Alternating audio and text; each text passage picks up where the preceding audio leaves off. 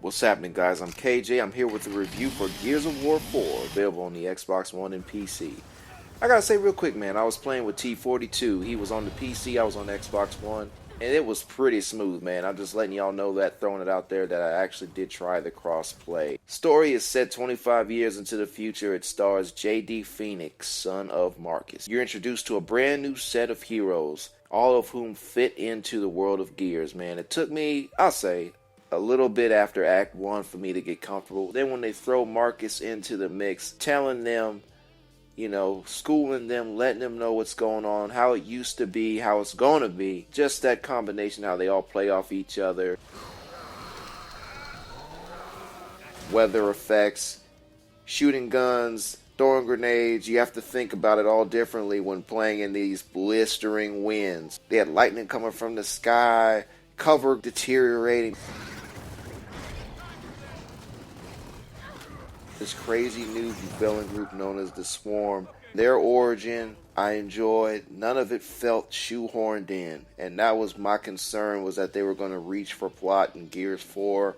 And the stuff that they came up with really didn't seem that far off to me. I enjoyed the callbacks from past games, but they didn't rely on that too much. It was a good mix of new and old. It's super smooth gameplay, 60 frames per second.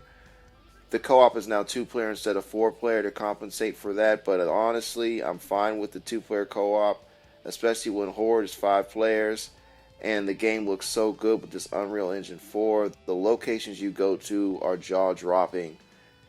I mean, my goodness. The other new villains, known as the DBs, are robot cogs, and fighting them feels fresh, because obviously this is the first time you're fighting a lot of robots in Gears. They have the same voice, so fighting them a lot in Act 1 is what you'll do, and it started to get a bit annoying hearing the same voice over and over again.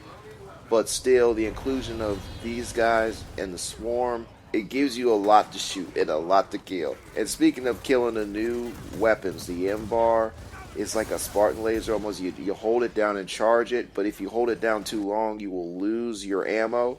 So you got to know when to shoot it properly. I see folks stumble with that online.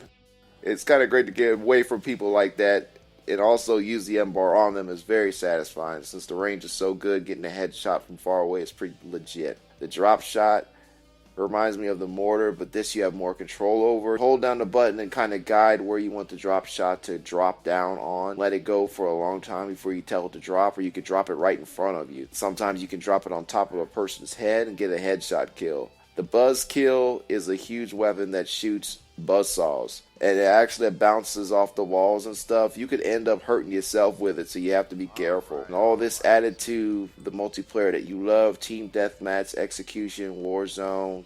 That's all here and plays as you remember. But the new additions I really enjoyed is Dodgeball. The Dodgeball plays just like you would think. You gotta eliminate the enemy team, but if the enemy team kills one of your own, then they can bring one of their fallen teammates back into the game. This game mode is great if a teammate quits on you, just leaves the game. Dodgeball gives you a chance. But Arms Race is incredible because each team starts with a forced weapon, so they have to use it. Every 3 kills earned by that weapon changes it. This makes for a very unique mode because not everyone is skilled with the weapon they are giving, so this forces you to get better. Not only that, but to step outside of the box. You can place bounties, bounty cards, equip them. So let's say I'm going to equip a bounty that says I need to get 10 kills in Team Deathmatch. Okay, I have that placed. So now I'll get an extra experience boost if we get it done. So be sure when the game is loading up to equip the right bounty. The cards, all these cards, these bounty cards, there's weapon cards, there's character cards, there's all types of stuff like that. And of course, what did they do? They tied it to microtransactioning.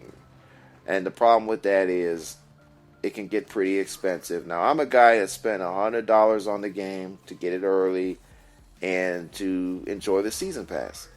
And that kind of sucks if you think about that. I just spent $100 on it, and now I'm looking in the store and they're saying, oh, hey, that's cool. Now spend $100 more, if you want, on a bunch of cards. Now, of course, they have smaller increments, but to see that that's a potential way that you could do it, spend all that money, after I just spent a whole bunch of money. This isn't a mobile game where it was free. No, I spent that cash and now I gotta get all this stuff too. It's a little insulting, guys, and we need to stop bowing down as a consumer to these big publishers and let them know that this is not okay. There has to be a different way to go about it.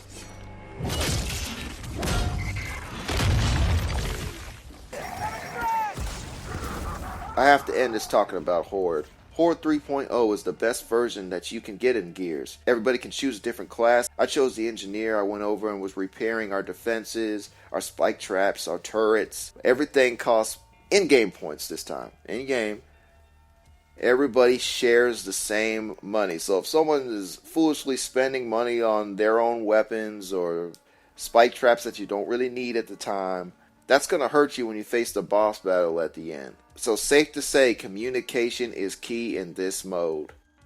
If I told you Epic made the game and didn't show you that Coalition did, you'd probably believe me because that's how accurate the title is to the series. If you're a veteran, you'll jump right in. There's a lot for you to do. The maps are great. Gridlock is back, of course. They had to do that. I don't think there's a map that I dislike. I enjoy the different color schemes. I enjoy the layouts.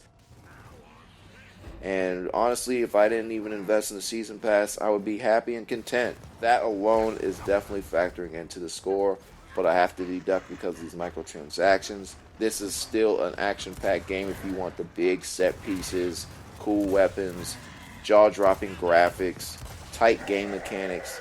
This is the one for you, man. I gotta give Gears of War 4 a 4.5. We ain't going nowhere. Being here gonna be here forever, motherfucker. Out of 5. PlayLegit.net, your only source for gaming and real talk.